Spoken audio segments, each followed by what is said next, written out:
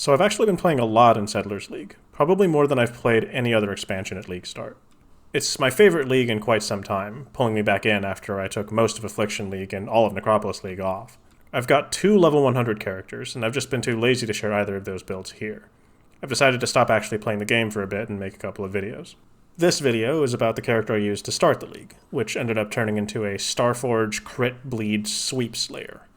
The aim was to make something that takes advantage of several changes in 325, the massive buffed melee skills, the new multiplicative quality bonuses, and the rupture support gem. It's not a very innovative concept, but I like to keep things a bit more vanilla at League Start for economic reasons. The character's estimated DPS in Path of Building is about 27 million under ideal conditions, including activating my Tincture and planting a fully stacked War Banner.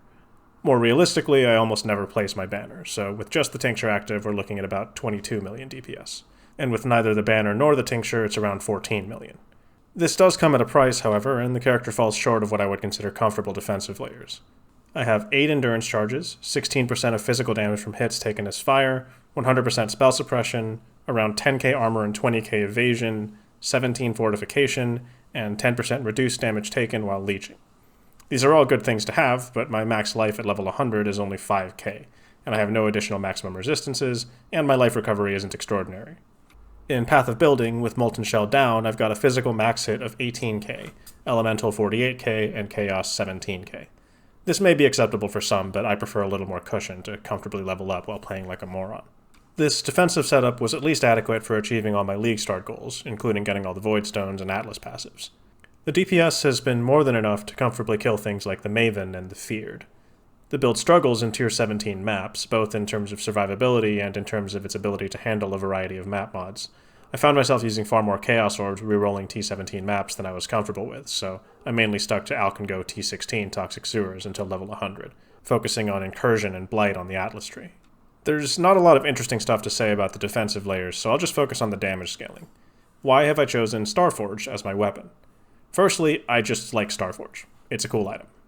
Secondly, it's a weapon that disproportionately benefits from the change from additive quality bonuses to multiplicative ones. Because Starforge has a very high increased local physical damage modifier, quality previously didn't do much at all for its DPS. Consequently, Starforge got a bigger buff in this patch than did weapons that have a smaller local damage increase. Thirdly, Starforge allows physical damage to shock, enabling ailment effect as a new damage scaling vector. This is a crit build that takes advantage of both Perfect Agony and Rupture support. To overcome Starforge's low local crit chance of 5%, I take the Slayer's Overwhelm node, which overrides the local 5% with a base 8%. I then invest heavily into capping my crit chance, because Perfect Agony prevents non-crits from applying ailments. Ungol's Harmony is a common choice for Perfect Agony builds because of the large amount of crit chance it provides, and its downside of preventing crits from dealing extra damage is inconsequential with Perfect Agony. Altogether, I'm able to reach 409% dot multi at 100% crit chance, although some of that crit chance is conditional in that it only applies to bleeding enemies. Against non-bleeding enemies, I have 88% crit chance. I mention the conditional crit chance because it's part of what makes this build feel slightly inconsistent. Continuing with this theme, another important multiplier to damage is aggravating bleeds, causing them to deal triple damage as though the target were moving. I don't have the Gladiator node that automatically aggravates all bleeding I apply. Instead, I have a 50% chance on crit to aggravate all bleeding on the target. This means the first bleed doesn't get the triple damage unless the target is moving, but after a few hits, the damage starts to take off. Another thing to mention is that my global chance to inflict bleeding is only 75%. To get the remaining 25%, I need either the Vulnerability Curse or my Tincture to be active. I do apply Vulnerability on hit, so my chance to bleed should always be 100% after the first hit on an enemy, unless the enemy is hexproof or has curse effect reduction. All of this results in a build that doesn't quite have the same consistency that other bleed builds do. In particular, around 1/12 of the time, the first hit on a monster pack will simply not crit, and therefore not apply bleeding. If I'm unlucky, I may even need to attack 3 times to inflict bleeding because my crit chance isn't capped unless the target is already bleeding. Overall, this isn't a huge issue, but it is an experience I haven't had on previous bleed builds I've played. Another quirk is that the single target damage has a noticeable ramping effect, similar to a Crimson Dance build or a Poison build. It needs to inflict bleeding, aggravate that bleeding with a 50% chance on crit, and also apply 3 rupture stacks with separate crits.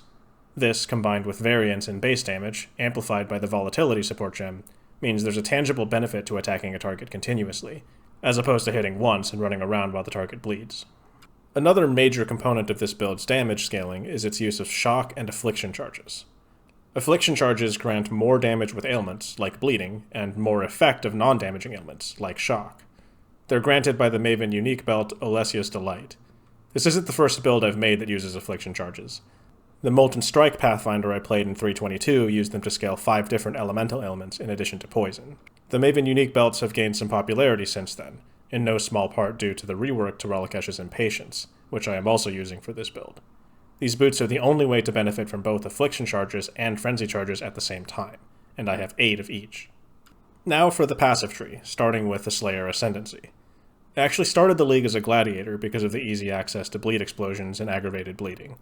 I transitioned to Slayer in the high 90s after I got the important pieces to transition, which included Starforge, Ralakesh's Impatience, and Forbidden Flesh and Flame. I used Forbidden Flesh and Forbidden Flame to steal Gratuitous Violence from the Gladiator, giving me the bleed explosions for consistency while clearing. The Slayer notables I take are Overwhelm for base crit, Masterful Form for additional charges, Bane of Legends for more damage and reflect immunity, and Brutal Fervor for sustain. Masterful Form is so good for this build because it's giving me 1 additional maximum frenzy charge, 1 additional maximum affliction charge, and 5 additional maximum endurance charges. You may wonder why I've chosen not to take Headsman for the 20% Culling Strike. I did originally, but I found that I didn't really need damage, and most of the time enemies at 20% life would inevitably bleed out anyway. I found the sustain from Brutal Fervor much more useful. The passive tree takes a journey all the way to the Shadows sector of the tree to pick up all the frenzy charges and perfect agony. The passive tree generally focuses on bleeding, crit, life, spell suppression, and charge-related passives. There are some noteworthy masteries I've taken, for example the chances to gain a frenzy charge on hit from both the Sword Mastery and the Mark Mastery. These, together with Poacher's Mark, give me a total of 22% chance to gain a frenzy charge on hit against unique monsters. This build isn't able to get a lot of accuracy on gear, so I allocate 1 accuracy cluster and grab the mastery that gives 50% more accuracy at close range. The Armor and Evasion Mastery, granting evasion rating per frenzy charge and armor per endurance charge, is a staple for Slayers with Masterful Form. I also take the Fortify Mastery to avoid using the Fortify support gem, the Crit Mastery that increases effect of non-damaging ailments from crits, and the Leech Mastery that makes it easier to hit the Leech Cap on a slow-hitting skill like Sweep. I use a Lethal Pride, which, in addition to a bunch of strength, gives me 30% crit reduction, 30% crit multi, 20% increased physical damage, 4% max life, and 20% fire resistance. My Watcher's Eye gives me physical damage with Pride and crit multi with Precision. My gear is fairly optimized, but not extraordinary. The only unique items I have equipped are the aforementioned Starforge, Ralakesh's Impatience, Olesia's Delight, and Uncle's Harmony. The Olesia's Delight is corrupted with elemental resistance because the build is a bit tight on suffixes, otherwise I'd prefer a max life corruption. The anointment on my amulet is Whispers of Doom, so that I can use both Vulnerability and Poacher's Mark. I use a hybrid armor evasion body armor, with 3,000 each of armor and evasion. Its Eldritch implicits are physical damage taken as fire and frenzy charge gain every 15 seconds. The latter is important because combined with the mastery granting 100% increased charge duration, it guarantees that my affliction charges never drop, especially during long boss and vulnerability phases. The rest of my gear is mostly generic, trying to cap resists and spell suppression and get as much life as possible.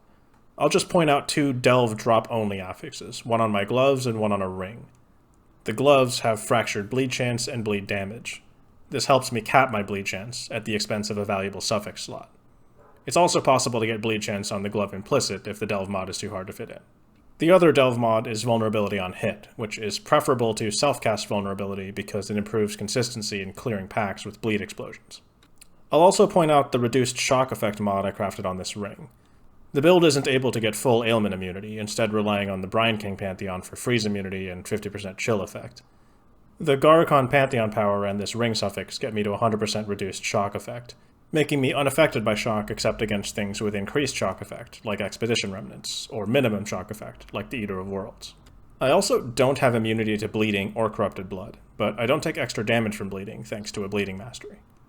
In my flask slots are a life flask for quicker recovery and removal of bleeding and corrupted blood, a blood sap tincture for DPS, granite and quartz flasks for survivability and phasing while clearing, and a quicksilver flask for quality of life despite using leap slam for most of my movement.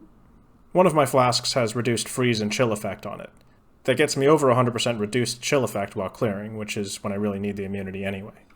On to the gems. My sweep is linked to Awakened Unbound Ailments, Awakened Melee Physical Damage, Rupture, Awakened Brutality, and Volatility. Awakened Unbound Ailment is a great support gem for the build because in addition to giving my bleeds extra damage and duration, it also scales the effect of shock. Pretty much all of my other skill gems are linked to Life Tap.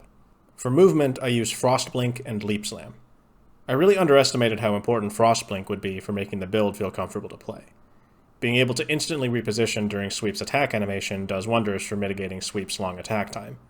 My reservation skills are Pride, Precision, and Blood and Sand. With Blood and Sand, I just stay in Sand Stance all the time for the AoE bonus. Its penalty to area damage with melee skills is negligible for this build because it doesn't affect bleeding damage. I use Blood Rage for attack speed and leech, and War Banner for a nice damage boost whenever I remember to use it. The skills I'm automating are Molten Shell, linked to cast when damage taken, and Poacher's Mark, linked to mark on hit. I also self-cast Vol Molten Shell to get some extra durability on demand. Finally, I have a low-level Explosive Trap, linked to Cluster Traps and Charged Traps. I didn't know what to do with the extra gem sockets I had, so now I use these to help generate a few extra Affliction charges at the start of certain boss fights. I mentioned that this was my first character of Settlers League, but I don't think I'd recommend it as a League starter. I definitely had the wrong read on how difficult it would be in the first week to acquire Starforge, Ralakesh's Impatience, and the right Forbidden Flesh and Flame Jewels. Though most of these aren't expensive right now, they were certainly not budget pieces when I bought them. For example, I spent 27 Divines on Ralakesh's Impatience, 28 Divines on Starforge, and over 10 Divines each on the Forbidden Jewels. I wasn't able to pivot off of Gladiator into my actual planned build until I think level 97 or 98. This character definitely doesn't check the boxes for most people when it comes to comfortable League starters, but I personally don't regret starting with it. I don't mind if my build initially feels bad to play and isn't able to progress as quickly at the start. This is partly because I'm not that competitive when it comes to the economy in Path of Exile. I just play at my own pace and do content I like to do. It's also partly because I'm just used to playing jank builds, and having a rocky progression just comes with the territory most of the time. All of this is to say that you should exercise caution if you're trying to emulate any of my builds. I try not to recommend that anyone play my builds because I don't want to be responsible for others' bad experiences.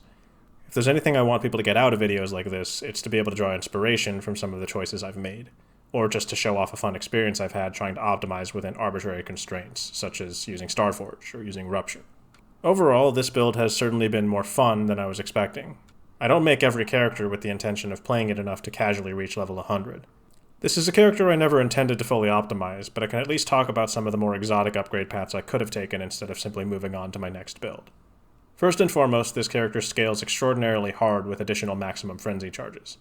Each additional frenzy charge is also an affliction charge and an endurance charge. It's possible to make gloves with 1 or even 2 additional frenzy charges. A synthesized ring with an additional frenzy charge combined with Calandra's Touch would probably be best in slot, though very expensive. Every additional frenzy charge comes with concessions that have to be made elsewhere, particularly in terms of max life on a build that already doesn't have that much. It's likely possible with some adjustments to hit the dot cap, at least against non-Ubers. I just thought I lacked survivability as is, and again I didn't want to spend too much on this build to begin with. Other than the obvious frenzy charge scaling, it could be possible to squeeze some more max life out of the build, primarily through corrupted implicits. With some better suffixes on the rares, I could drop the all-resist implicit on my belt for a max life implicit. And, now that Ralakesh's Impatience is cheaper, I could also get a corrupted pair with max life or spell suppression. That's enough talking about this build. I'd much rather be talking about my second character, which I found much more interesting to theorycraft and optimize, into which I've dumped an order of magnitude more currency, and which has comfortably progressed through more of the endgame. Hopefully I'll be able to put out a video on that build in the next few days. As always, share any feedback or questions in the comments. I'll try to answer any questions that pop up. Thanks for watching.